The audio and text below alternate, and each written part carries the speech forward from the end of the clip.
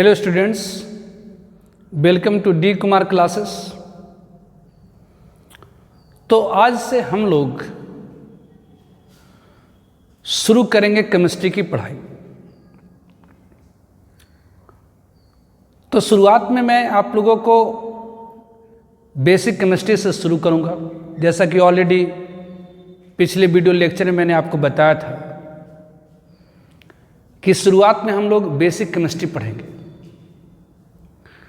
Basic chemistry का वह part है, वह भाग है जिसमें हम लोग उन सारे कॉन्सेप्ट्स को पढ़ते हैं जो आगे आने वाले फिजिकल, ऑर्गेनिक, इनऑर्गेनिक केमिस्ट्री में हेयर एंड देयर यूज होंगी। मतलब बेसिक केमिस्ट्री की जो कॉन्सेप्ट्स हैं वो आप 11th, 12th, जेईई, नीट हर जगह के पेपर्स में आएगा। इसीलिए ये पार्ट बहुत ही इंपॉर्टेंट है सारे लोगों को। तो बेसिक केमिस्ट्री ऐसे बुक्स के अंदर अलग अलग तरीके से दिया हुआ, लेकिन मैं अपने तरीके से बेसिक केमिस्ट्री बताऊंगा। मुझे जहां पर फील होती है कि ये चीज़ें बच्चों को आनी चाहिए आगे की पढ़ाई करने के लिए, वो सारी कॉन्सेप्ट को मैं बेसिक केमिस्ट्री के अंतर्गत डिस्कस करूंगा। तो आज से आप लोगों की पढ़ाई शुरू होती है। ऐसे क्या पढ़ना है, क्या नहीं पढ़ना है, कौन सा चैप्टर्स है, ये सारे चीज़ों के बारे में पहले मैं बता चुका हूं। जिन लोगों का छूटा है पहले पीछे के वीडियो लेक्चर को देख लीजिए, उसमें आपको पता चल जाएगा कि आपके कोर्सेस क्या है। तो आज हम लोग शुरू करते हैं बेसिक केमिस्ट्री। बेसिक केमिस्ट्री का वह पार्ट है जिसमें हम लोग फिजिकल, ऑर्गेनिक एंड इनऑर्गेनिक में यूज होने वाले बेसिक कॉन्सेप्ट्स को पढ़ेंगे। तो बेसिक केमिस्ट्री में हम लोग शुरुआत कहां से करेंगे? बेसिक केमिस्ट्री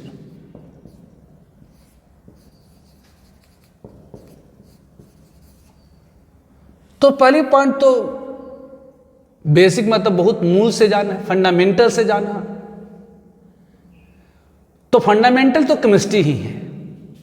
तो what is the chemistry? Chemistry actually है क्या? तो मैंने पिछले क्लास में बताया था केमिस्ट्री स्टडी है किसकी? तो मैटर की। मैटर की कंपोजिशन, मैटर की स्ट्रक्चर, मैटर की प्रॉपर्टीज। तो what is the chemistry? Chemistry क्या है? तो स्टडी ऑफ मैटर, पदार्थ का अध्ययन है। तो what is the matter? Matter क्या है? मैटर क्या है? कहते anything which have some mass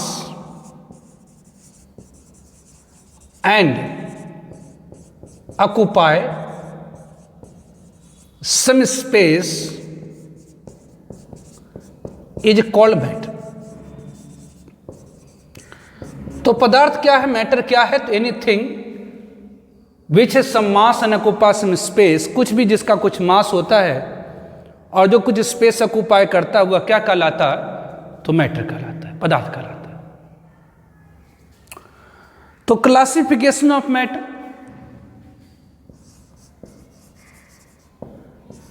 classification मतलब वर्गीकरण, अलग अलग समूहों में वितरण। तो क्लासिफिकेशन ऑफ मैटर, पदार्थ का अगर हम लोग वर्गीकरण करें तो first one based on physical state.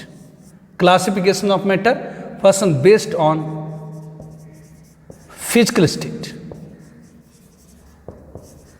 भौतिक की अवस्था के आधार पर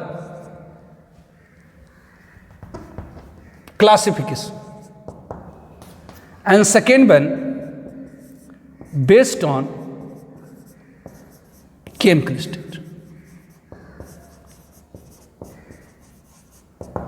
तो यदि हम लोग मैटर को, पदार्थ को क्लासिफाई करें, वर्गीकृत करें, तो first one based on physical state and second one based on chemical state. तो मैटर बेस्ड, तो classification of matter, classification of matter based on physical state.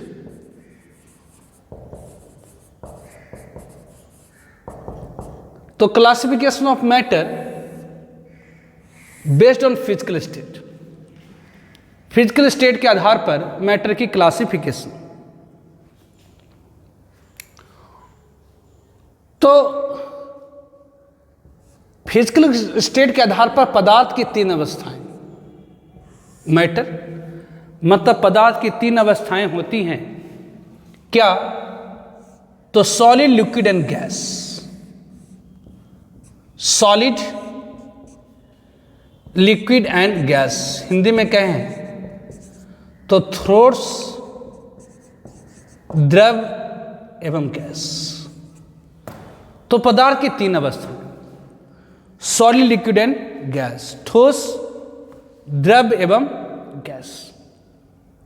कि ये प्लाज्मा भी तो होता है, yes, in core of star and सन,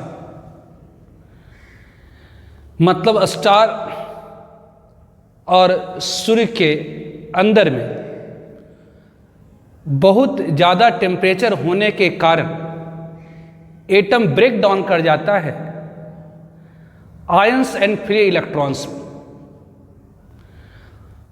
उस ions and free electron के मिक्सर को कहा जाता है प्लाज्मा। तो प्लाज्मा क्या है? तो कहते हैं mixture of free electrons and ions. Plasma occurs naturally in star and sun. Star और सन में इनसाइड में हाई टेम्परेचर होने के कारण जो एटम होता, जो परमाणु होता, वो ब्रेकअप कर जाता है आयंस एंड फ्री इलेक्ट्रॉन्स में। तो mixture of ions and free electron को कहा जाता है प्लाज्मा। तो वो core of sun and star की बात है। हम लोग जनरली पदार्थ की तीन अवस्थाएं पढ़ते हैं। कौन सा? तो ठोस, द्रव एवं गैस। ठीक है, यही मेनली हम लोग पढ़ते हैं। तो मैटर, पदार्थ की तीन अवस्थाएं, that is solid, liquid and gas. कहेंगे व्हाट इज द सॉलिड? ये सॉलिड क्या है? कहेंगे जी स्टेट ऑफ मैटर है। What is solid? सॉलिड क्या है? तो स्टेट ऑफ मैटर है, पदार्थ की एक अवस्था है जिसमें intermolecular force of attraction very strong होती है। तो सॉलिड पदार्थ की वह अवस्था जिसमें इंटरमॉलिक्यूलर मतलब अणु और परमाणुओं के बीच में लगने वाली जो आकर्षण बल है वो बहुत स्ट्रांग होती है, जिसके कारण एटम या आयन या मॉलिक्यूल बिल्कुल चिपका रहता है, अपने पोजीशन पर फिक्स हो जाता है। तो सॉलिड में एटम हो मतलब परमाणु हो, या मॉलिक्यूल हो मतलब अणु हो, या आयन हो, अपने पोजीशन पर फिक्स हो जाता है। वो जस्ट अपने पोजीशन पर वाइब्रेट कर सकता है। तो what is the solid? Solid क्या है? तो स्टेट ऑफ मैटर है जिसमें intermolecular force of attraction very strong होती है, जिसके कारण एटम, मॉलिक्यूल और आयन हैव डिफिनिट पोजीशन, एक डिफिनिट पोजीशन पर जाकर वो फिक्स हो जाता है।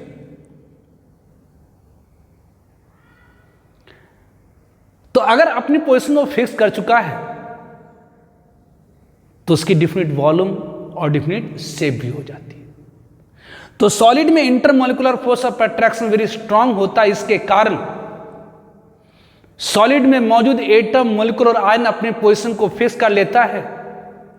तो यदि सॉलिड में मौजूद एटम, आयन और मॉलिक्यूल अपने पोजीशन को फिक्स कर लिया तो उसकी डिफिनिट वॉल्यूम और शेप हो जाती है। तो याद रखें, सॉलिड क्या है? तो पदार्थ की एक अवस्था है जिसमें intermolecular force of attraction very strong होती है, जिसके कारण सॉलिड की डिफिनिट वॉल्यूम एंड शेप होती है। Intermolecular force of attraction strong होने से एटम, आयन और मॉलिक्यूल, पदार्थ में क्या है? तो परमाणु, अणु और आयन है। तो पदार्थ में मौजूद परमाणु, अणु और आयन यदि अपने स्थान को बिल्कुल फिक्स कर ले, ना उधर जाए ना इधर जाए, तो फिक्स अगर कर लिया तो उसकी वॉल्यूम भी फिक्स हो गई और शेप भी फिक्स हो गई। तो सॉलिड में मौजूद एटम और आयन और मॉलिक्यूल सिर्फ अपने पोजीशन पर वाइब्रेट कर सकता है, कंपित होता है, इधर उधर नहीं जाता। इस कारण से सॉलिड की डिफरेंट वॉल्यूम और शेप होती है। कहेंगे जी स्पंज, कहेंगे सॉलिड है, तो स्पंज में क्या होती है? तो ऑब्वियसली उसके कोर में एयर फंसा होता है, और उसको अगर प्रेस करेंगे तो एयर बाहर निकल जाएगा, तो कंप्रेस हो जाएगा। तो ऑब्वियसली जो सॉलिड होता है, सॉलिड जो होता है उसमें intermolecular force of attraction strong होती है, जिसके कारण सॉलिड मौजूद एटम, आयन और मॉलिक्यूल अपने पोजीशन पर फिक्स हो जाता है। मतलब सॉलिड की डिफरेंट वॉल्यूम एंड शेप हो जाती है, मतलब सॉलिड इनकॉम्प्रेसिबल हो जाता है। मतलब सॉलिड को आप दबा नहीं सकते हैं कि जी स्पंज तो कंप्रेस हो जाती है, दब जाती है, तो उसके पोर्स में हवा भरी होती है, तो इसलिए दबाने पर हवा बाहर निकल जाता है, तो कंप्रेस हो जाता है। ऐसे इनकॉम्प्रेसिबल होता है सॉलिड। क्या होता है? इनकॉम्प्रेसिबल होता है। ठीक है। Second one is liquid. ये लिक्विड क्या है? तो कहेंगे ये भी स्टेट ऑफ मैटर है, पदार्थ की एक अवस्था है जिसमें intermolecular force of attraction weaker होती है देन सॉलिड। तो लिक्विड में intermolecular force of attraction weaker होता है सॉलिड से, जिसके कारण इसकी वॉल्यूम तो डिफिनिट होती है लेकिन शेप इनडिफिनिट होती है। जैसे पानी है, वाटर, वाटर इज लिक्विड, तो वाटर की वॉल्यूम फिक्स है। जैसे अगर आपके पास 1 लीटर पानी है, उस 1 लीटर पानी को अगर बॉटल में रखेंगे तो आपको 1 लीटर का बॉटल चाहिए, जग में रखेंगे तो 1 लीटर का जग चाहिए, बीकर में रखेंगे तो 1 लीटर का बीकर चाहिए, लेकिन शेप अलग अलग होगी। बॉटल में रखेंगे तो बॉटल जैसी शेप ले लेगा, जग में रखेंगे तो जग जैसी शेप ले लेगा, बीकर में रखेंगे तो बीकर जैसी शेप ले लेगा। तो जो लिक्विड की वॉल्यूम होती है वो डिफिनिट होती है, फिक्स होती है, लेकिन शेप क्या होता? इनडिफिनिट होता है। ऐसा क्यों होता? तो due to weaker intermolecular force of attraction in solid. जबकि गैसेस के केस में, गैसेस के केस में intermolecular force of attraction very very weak होती है, वेरी वीक। तो गैस के केस में जब intermolecular force of attraction weak होता है तो गैस की मॉलिक्यूल आपस में चिपकी नहीं रहती, बल्कि हेयर एंड देयर मूव करती रहती है, अपना पोजीशन इधर गया, कभी उधर गया, कभी इधर गया, कभी उधर गया। मतलब गैस की ना तो डिफिनिट वॉल्यूम है ना तो शेप है। तो गैस की वॉल्यूम कितनी होती है? तो जो कंटेनर की वॉल्यूम होती है, जो बर्तन का आयतन होता है, वही क्या होती है? गैस की वॉल्यूम होती है। तो classification of matter based on physical state, तो पदार्थ की 3 अवस्थाएं, solid, liquid and gas. Plasma obviously sun और स्टार में पाया जाता है। Inside sun and star at high temperature atom break up into free electrons and ions. तो mixture of free electrons and ions को क्या कहा जाता? तो प्लाज्मा कहा जाता है। ठीक है। तो यहां पर हम लोग सॉलिड, लिक्विड एंड गैस के बारे में पढ़ेंगे, ये हमें स्टडी भी करनी है। तो व्हाट इज सॉलिड? सॉलिड क्या है? तो यहां पर लिख देता हूं मैं, ये सॉलिड क्या है? तो स्टेट ऑफ मैटर, तो यहां पर तो लिखा हुआ है। सॉलिड क्या है? तो नोट अबाउट सॉलिड। तो सॉलिड में यहां लिख देता हूं प्रॉपर्टी थोड़ा। सॉलिड में जो इंटरमोलिकुलर फोर्स ऑफ अट्रैक्शन होती है, सॉलिड में जो inter molecular force of attraction,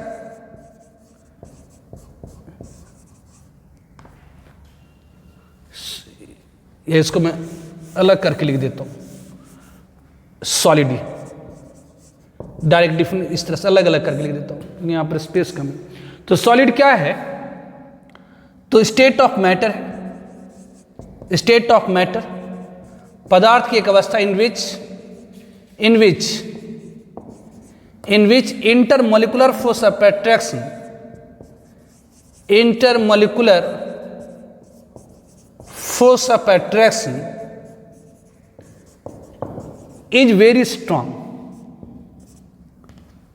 is very strong,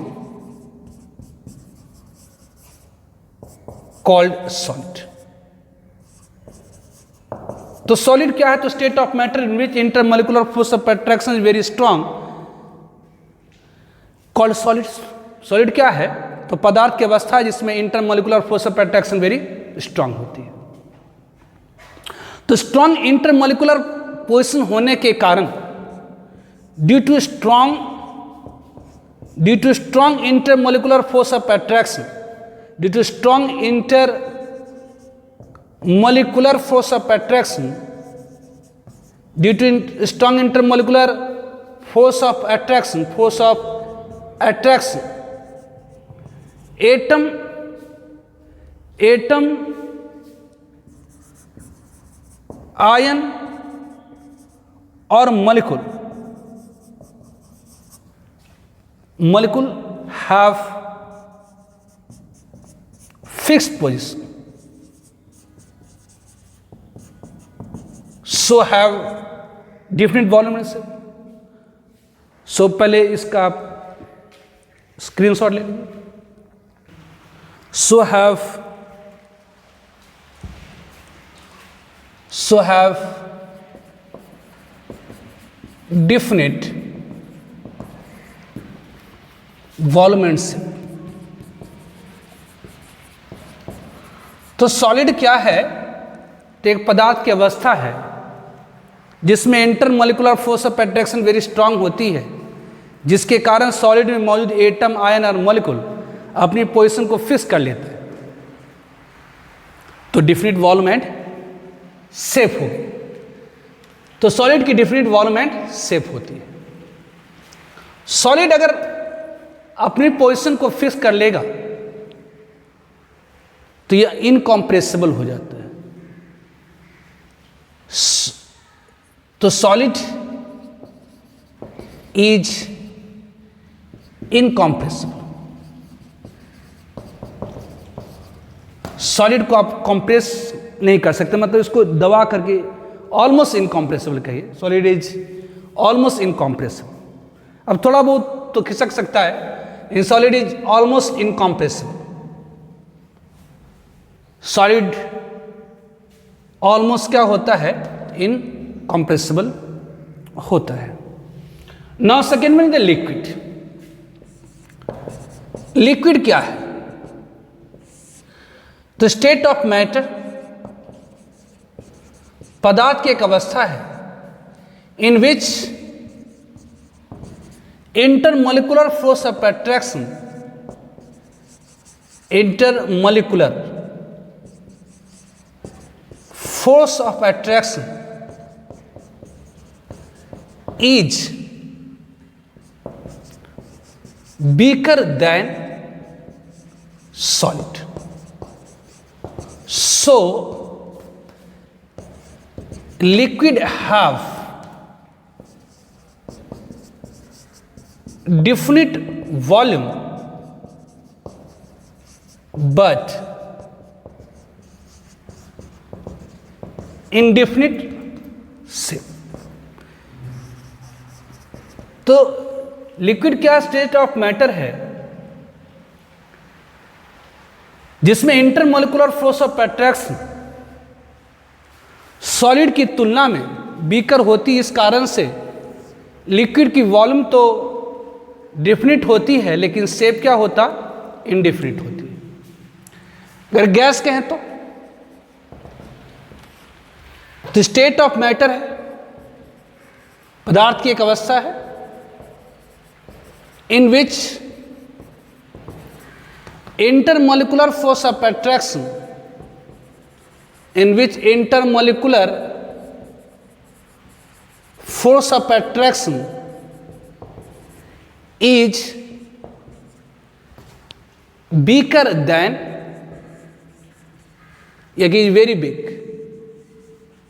is very big. So gas have indefinite volume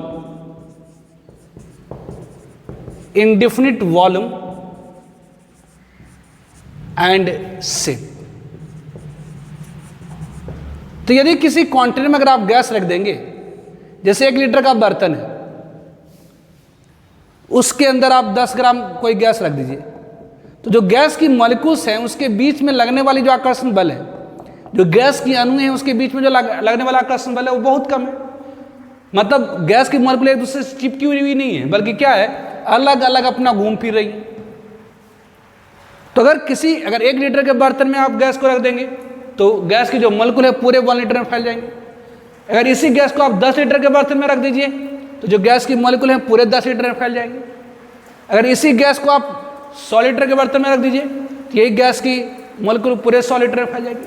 तो ध्यान रखेंगे जो गैस की वॉल्यूम होती है, नोट वॉल्यूम ऑफ गैसेस जो होती हैं, वॉल्यूम ऑफ गैसेस इक्वल होती हैं किसके, तो वॉल्यूम ऑफ कंटेनर के। तो जो गैस की वॉल्यूम होती है वह इक्वल होती है वॉल्यूम ऑफ कंटेनर के। तो पदार्थ की classification of matter based on physical state, तो फिजिकल स्टेट के आधार पर पदार्थ की 3 अवस्थाएं, solid, liquid and gas.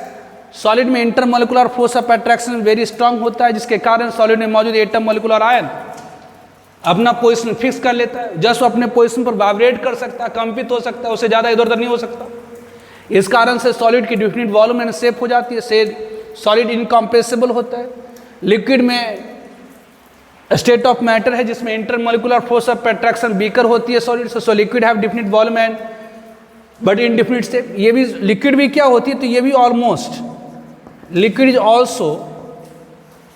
Almost मतलब लगभग इनकम्प्रेसिबल होता है। इसको भी आप दबा नहीं सकते, मतलब इसकी वॉल्यूम को घटा नहीं सकते हैं। जबकि गैस क्या है, तो स्टेट ऑफ मैटर है जिसमें intermolecular force of attraction very weak होती है, सो guys have indefinite volume and shape. और बेसिक गैस की वॉल्यूम को आप घटा बढ़ा सकते हैं। जैसे उसका अगर यहाँ पर आप प्रेशर लगाइए तो गैस की वॉल्यूम घटती जाएगी, घटती जाएगी, घटती जाएगी, घटती जाएगी, घटती जाएगी। मतलब जो गैसेस होता है वो क्या होता है, कॉम्प्रेसिबल होता है। गैसेस आर कॉम्प्रेसिबल, गैसेस क्या होती है, तो कॉम्प्रेसिबल होती है, मतलब इसकी वॉल्यूम को आप घटा सकते हैं। जबकि सॉलिड और लिक्विड ऑलमोस्ट इनकॉम्प्रेसिबल होता है, मतलब इसकी वॉल्यूम को ना घटा भी दें तो नाम मात्र का, मतलब नहीं के बराबर। तो सॉलिड लिक्विड ऑलमोस्ट क्या होती है, तो इनकम्प्रेसिबल। जबकि गैसेस की वॉल्यूम को आप क्या कर सकते हैं, तो कॉम्प्रेस कर सकते हैं, मतलब इसकी वॉल्यूम को घटा सकते हैं, इसकी वॉल्यूम को घटा सकते हैं, प्रेस लगाते जाएंगे वॉल्यूम घटती जाएगी। अगर आप कहेंगे प्लाज्मा, नोट प्लाज्मा क्या होती है, प्लाज्मा क्या है, तो ये मिक्सर होता है किसकी, तो mixture of free electrons and ions, obviously naturally found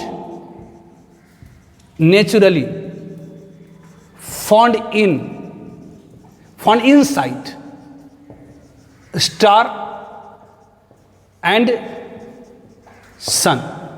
obviously at high temperature, sun में क्या होती है, at high temperature या वेरी हाई टेम्परेचर पर एटम ब्रेक कर जाता है, break down into ions and free electrons. इसी मिक्सर को हम लोग क्या कहते हैं, तो प्लाज्मा कहते हैं। तो ऐसे हम लोग जनरली क्या पढ़ेंगे, पदार्थ की 3 अवस्थाएं। प्लाज्मा का यूज आप लोग नहीं करेंगे। जब भी अपन बोलेंगे कि पदार्थ की अवस्थाएं, solid, liquid and gas, state of matter पदार्थ की 3 अवस्था, ठोस, द्रव एवं गैस। ठीक है।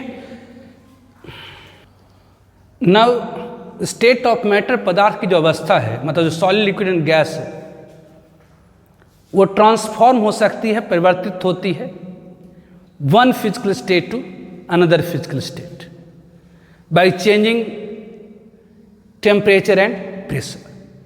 तो पदार्थ की एक अवस्था दूसरी अवस्था में परिवर्तित करी जा सकती है।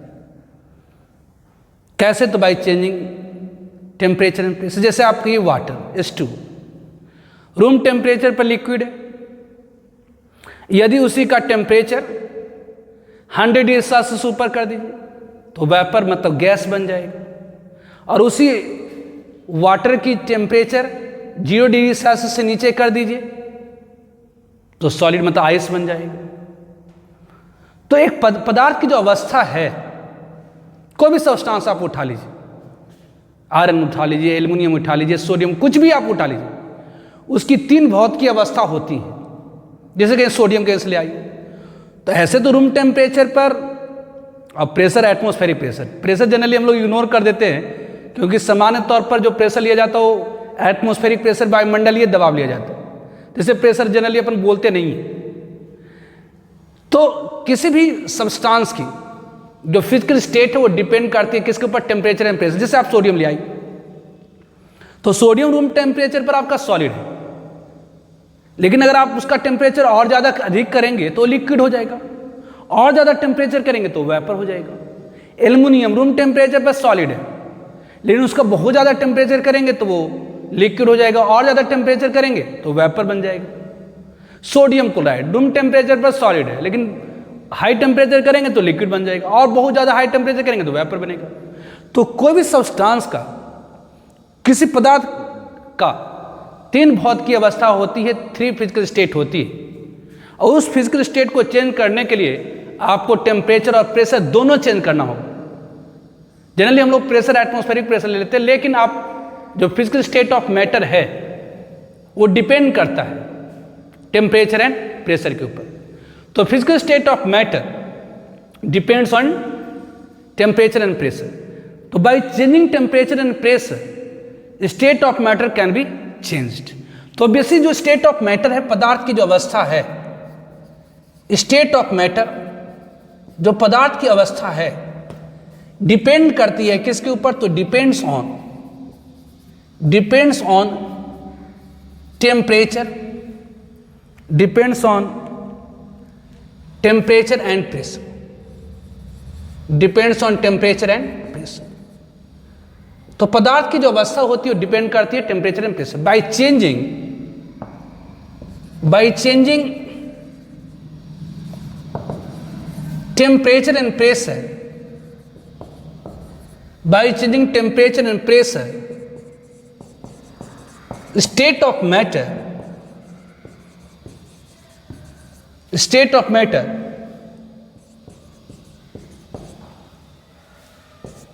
can be changed।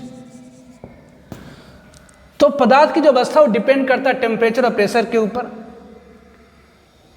तो by changing temperature and pressure state of matter can B change. अगर आप टेम्परेचर एंड प्रेशर को चेंज करेंगे तो जो पदार्थ की अवस्था है वो चेंज कर जाएगी।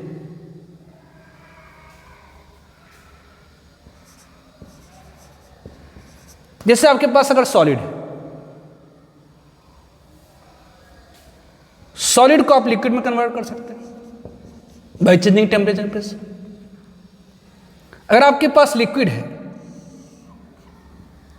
तो लिक्विड को आप वेपर में कन्वर्ट कर सकते हैं bye changing temperature and pressure.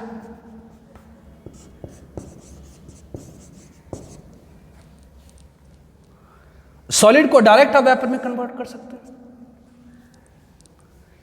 तो सॉलिड को आप लिक्विड में कन्वर्ट सकते हैं, लिक्विड को वेपर में कन्वर्ट कर सकते हैं, वेपर को सॉलिड को वेपर में कन्वर्ट कर सकते हैं। ध्यान दीजिए, सॉलिड को जब लिक्विड में कन्वर्ट करते हैं तो इस कन्वर्जन का नाम है मेल्टिंग। सॉलिड को लिक्विड में जब कन्वर्ट करते थे इस प्रोसेस का नाम है मेल्टिंग। सॉलिड को लिक्विड में अगर कन्वर्ट करते तो ये कहलाता है मेल्टिंग। अगर हम लिक्विड को वेपर में कन्वर्ट करते हैं तो इस प्रोसेस का नाम है वेपोराइजेशन। सॉलिड को लिक्विड में कन्वर्ट करते हैं तो इस प्रोसेस का नाम है मेल्टिंग। लिक्विड को वेपर में कन्वर्ट करते हैं इस प्रोसेस का नाम है वेपोराइजेशन। एंड सॉलिड को अगर वेपर में कन्वर्ट करते हैं तो इस प्रोसेस का नाम है सब्लिमेशन। इस प्रोसेस का नाम क्या है, तो सब्लिमेशन। तो ध्यान रखेंगे, सॉलिड को लिक्विड में कन्वर्ट करने की प्रोसेस कहा जाता है मेल्टिंग। तो जब कभी भी मेल्टिंग वर्ड आए इसका मतलब सॉलिड का लिक्विड में कन्वर्जन। लिक्विड का वेपर में कन्वर्जन कहलाता है वेपोराइजेशन और सॉलिड का वेपर में कन्वर्जन कहलाता है सब्लिमेशन। ये सारी की सारी इंडोथर्मिक प्रोसेस है। इंडोथर्मिक मतलब उष्माशोषी। उष्माशोषी मतलब जिसमें हीट एब्जॉर्ब होती है। तो ये सारी की सारी प्रोसेस, ये जो सारी की सारी प्रोसेस है, ये जो सारी की सारी प्रोसेस है, ये जो सारी की सारी प्रोसेस है, ये क्या है? तो इंडोथर्मिक है। ये सारी की सारी प्रोसेस क्या है? इंडोथर्मिक है। ये सारी की सारी प्रोसेस क्या है? इंडोथर्मिक है। ये सारी की सारी प्रोसेस क्या है? इंडोथर्मिक है।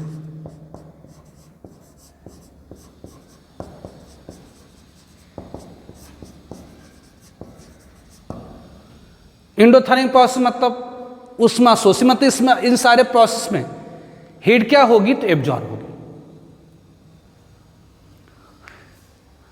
ध्यान रखें, अगर इसको हम उल्टा कर देते हैं, ये आपकी सॉलिड है,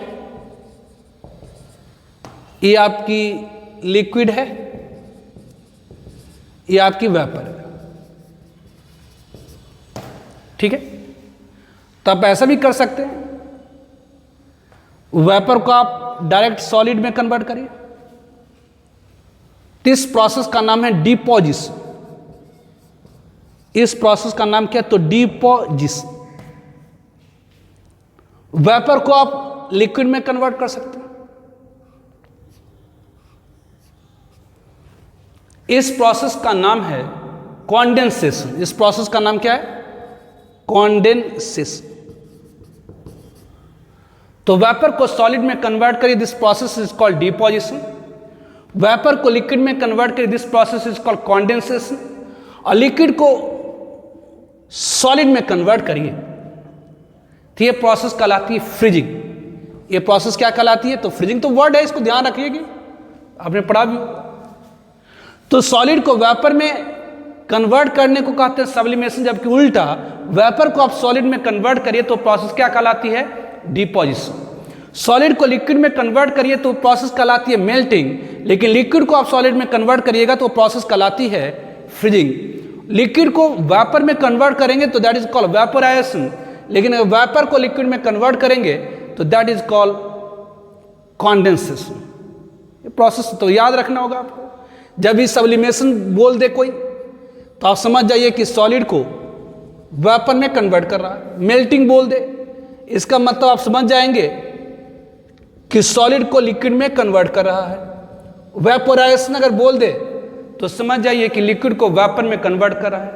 कॉन्डेंसेशन अगर कहीं पर कोई बोल दे तो आप समझ जाइए कि वेपर को लिक्विड में कन्वर्ट कर रहा है। फ्रीजिंग अगर कहीं पर बोल दे तो समझ जाइए कि लिक्विड को सॉलिड में कन्वर्ट कर रहा है। तो ध्यान दीजिए, सॉलिड को अगर लिक्विड में कन्वर्ट करना है तो इसमें हीट लगेंगी, आपको उष्मा देना पड़ेगा। मतलब इंडोथर्मिक है। इंडोथर्मिक मतलब उष्मा सोर्स, हीट लगेंगी। लिक्विड को वेपर में कन्वर्ट करना तो इंडोथर्मिक होगी, मतलब इसमें हीट लगेंगी। और अगर सॉलिड को वेपर में कन्वर्ट करना है तो इसमें हीट लगती है, हीट एब्जॉर्ब होती है। मतलब ये सारी प्रोसेस क्या है? इंडोथर्मिक है, मतलब उष्मा शोषी है। जबकि अगर वेपर को सॉलिड में कन्वर्ट करना है मतलब डिपोजिशन एक्सोथर्मिक है। एक्सोथर्मिक मतलब हीट रिलीज होंगी।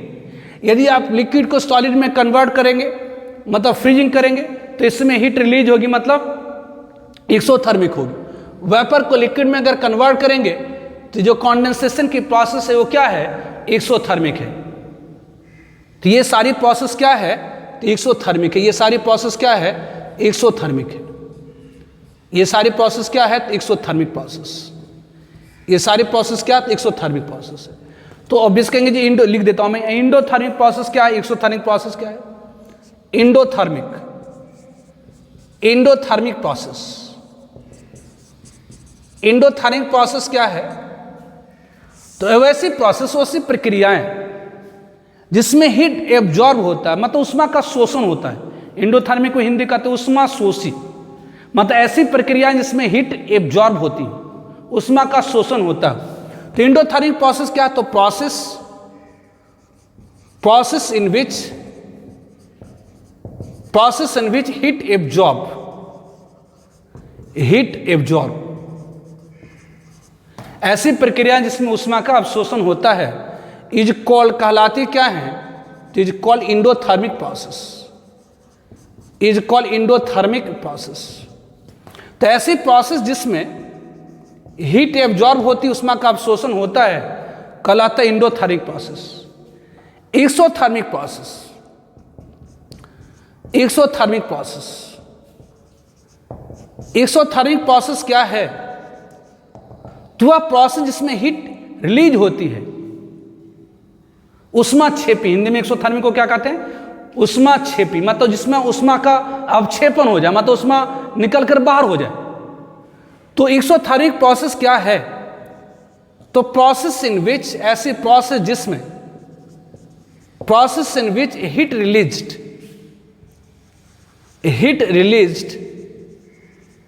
इज कॉल्ड, कहलाती क्या है? Is called exothermic process, is called exothermic process. तो इंडोथर्मिक एंड एक्सोथर्मिक, तो ये सारे वर्ड हैं जो आपको बार बार आता रहेगा कि सब्लिमेशन क्या होता, तो ये दिमाग में सेट कर लीजिए। सॉलिड से वेपर सब्लिमेशन कहलाता है, सॉलिड का लिक्विड में कन्वर्जन मेल्टिंग कहलाता है, लिक्विड की वेपर में कन्वर्जन वेपोराइजेशन कहलाती है। और ये सारी प्रोसेस इंडोथर्मिक होती है, मतलब उसमें ऊष्माशोषी होता है, हीट एब्जॉर्ब होती है। जबकि आप वेपर को सॉलिड में कन्वर्ट करेंगे तो उस प्रोसेस का नाम है डिपोजिशन।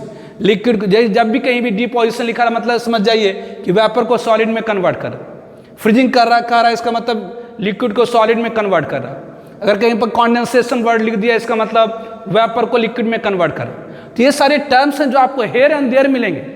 ये सिर्फ ये ऐसा नहीं है कि फिजिकल केमिस्ट्री में मिलेंगी, ये हर जगह मिलेंगे, फिजिकल में भी मिलेंगी, ऑर्गेनिक में भी मिलेंगी, इनऑर्गेनिक में भी मिलेंगी। तो ये बेसिक केमिस्ट्री के अंतर्गत हम लोग वो सारी कॉन्सेप्ट्स को पढ़ रहे हैं जो हेयर एंड देयर हर जगह यूज होगा, चाहे फिजिकल केमिस्ट्री हो, ऑर्गेनिक केमिस्ट्री हो, इनऑर्गेनिक केमिस्ट्री हो, चाहे 11th हो चाहे 12th हो, तो हर जगह ये सारे टर्म्स आपको हर जगह ही मिलेंगे। तो आज हम लोगों ने सीखा मैटर क्या है, anything which has some mass and occupies in space is called matter, classification of matter, पदार्थ की वर्गीकरण based on physical state and दूसरा बेस्ड ऑन केमिकल स्टेट। तो आज हमने डिस्कस करा classification of matter based on physical state. तो भौतिकीय अवस्था के आधार पर, फिजिकल स्टेट के आधार पर मैटर की 3 स्टेट होती है, that is solid, liquid and gas. Solid, liquid and gas. Solid, liquid and gas. Solid क्या है? तो स्टेट ऑफ मैटर है, पदार्थ की एक अवस्था है जिसमें intermolecular force of attraction very strong होती है, जिसके कारण सॉलिड में मौजूद एटम, मोलिकुलर आयन अपने पोजीशन पर फिक्स हो जाता है, जिसके कारण सॉलिड और लिक्विड, सॉलिड की जो वॉल्यूम होती है वो डिफिनिट होती है, शेप डिफिनिट होती है। सॉलिड इनकम्प्रेसिबल होता है, जो स्पंज होता है वो सॉलिड है, लेकिन उसके पोर्स में, उसके छिद्रों में हवा भरी होती है, जिसको दबाने के बाद हवा बाहर निकल आती, तो वो कॉम्प्रेसिबल होता है। ऐसे सॉलिड क्या होता? इनकम्प्रेसिबल होता है। लिक्विड क्या है? तो स्टेट ऑफ मैटर है, पदार्थ की एक अवस्था है जिसमें intermolecular force of attraction solid से बीकर होती है, जिसके कारण लिक्विड की वॉल्यूम तो डिफिनिट होती, लेकिन शेप क्या होती है? इनडिफिनिट होती है। लिक्विड भी ऑलमोस्ट इनकम्प्रेसिबल होता है। गैस क्या है? तो स्टेट ऑफ मैटर है, पदार्थ की एक अवस्था है जिसमें very big intermolecular force of attraction होती है, जिसके कारण गैस की वॉल्यूम और शेप इनडिफिनिट होती है। तो गैस की वॉल्यूम हम लोग कितना लेंगे?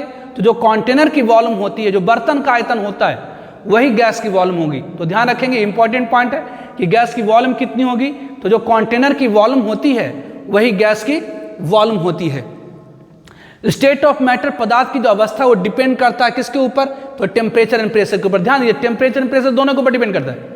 प्रेशर जनरली हम लोग नहीं बोल पाते, क्योंकि प्रेशर जनरली क्या लेते हैं? तो एटमॉस्फेरिक प्रेशर, वायुमंडलीय दबाव। ऐसे जो स्टेट ऑफ मैटर है, पदार्थ की जो अवस्था है, वो डिपेंड करती है टेम्परेचर एंड प्रेशर दोनों के ऊपर। अगर आप टेम्परेचर और प्रेशर चेंज करेंगे तो पदार्थ की अवस्था चेंज कर जाएंगी। अगर आप सॉलिड को लिक्विड में कन्वर्ट करते हैं तो उस प्रोसेस को मेल्टिंग कहते हैं। लिक्विड को वेपर में कन्वर्ट करेंगे, प्रोसेस को वेपोराइजेशन कहते हैं। सॉलिड को वेपर में कन्वर्ट करेंगे, दैट इज कॉल्ड सब्लिमेशन। और ये सारी प्रोसेस इंडोथर्मिक होती है, ऊष्माशोषी होती है, मतलब इसमें हीट, इन सारे प्रोसेस में हीट आपकी एब्जॉर्ब होगी। अगर उसी को उल्टा कर दें, वेपर को सॉलिड में कन्वर्ट करें तो प्रोसेस डिपोजिशन कहलाती है। लिक्विड को सॉलिड में कन्वर्ट करिए, प्रोसेस फ्रीजिंग कहलाती है। वेपर को लिक्विड में कन्वर्ट करें, दैट इज कंडेंसेशन। और ये सारी प्रोसेस क्या होती है? एक्सोथर्मिक, मतलब ऊष्माक्षेपी होती है, मतलब इसमें हीट रिलीज होगी। ठीक है, तो आज की वीडियो हम लोग यहीं पर समाप्त करते हैं। अगले वीडियो लेक्चर में हम लोग classification of matter based on chemical state. ध्यान दीजिए, ये सारे छोटे छोटे टर्म्स हैं, लेकिन ये सारे टर्म आपको जानना चाहिए आगे के लेक्चर को अच्छी तरह से समझने के लिए। ऐसे बहुत सारे स्टूडेंट ऑलरेडी ये सारे टर्मों से अच्छी तरह फेमिलियर होंगे, परिचित होंगे, लेकिन जिन्हें नहीं पता है इसको आप नोट डाउन करेंगे, ठीक है।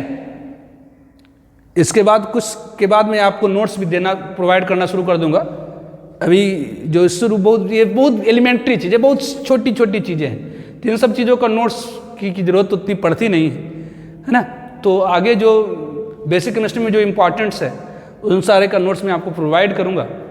ये बहुत सारी छोटी छोटी पॉइंट्स है, इस सारे का नोट्स कोई मैटर नहीं करता है। ऐसे आप जिन्हें नहीं पता वो स्क्रीनशॉट लेकर के नोट्स बनाइए। नोट्स अपने से खुद से बनाएंगे तो ज़्यादा सीखेंगे ना। खुद से लिखते, अगर आपने वीडियो लेक्चर देखा और खुद से अगर आप नोट्स बनाते हैं तो वो बहुत ही फायदेमंद होता है। आप एक मोटे से एक ऑब्वियसली कॉपी ले लीजिए और उसके अंदर लिखिए, नोट्स को लिखिए। ऐसे में आगे के चैप्टर बेसिक केमिस्ट्री से ही नोट्स आपको देना शुरू कर दूंगा, लेकिन जो इंपॉर्टेंट है उसका ये सारी एलिमेंट्री चीज़ें हैं, ठीक है। तो आज का वीडियो यही समाप्त करते हैं। Okay, bye.